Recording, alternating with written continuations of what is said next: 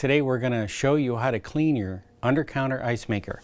First thing we're going to do is turn the ice maker off, and then just in case there's any ice on the cutter grid ready to drop, we have to wait at least 10 minutes for all of that ice to drop.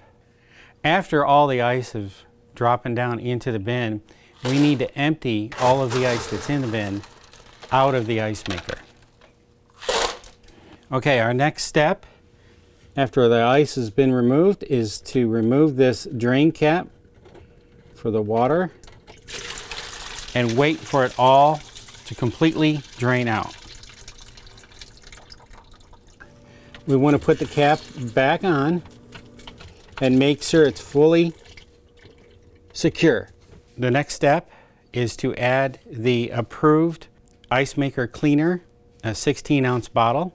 And then where we put it is in the ice maker water pan here in the back. Next, we're going to fill this bottle 2 times with water and put that into the pan. After we filled the pan, now we're going to start the ice maker cleaning process by pushing the ice maker clean button, and then it will illuminate and start the pump running, and now you know it's cleaning.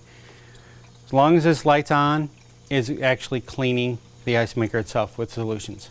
When the cleaning cycle is complete, it'll illuminate telling you that the cleaning cycle is complete.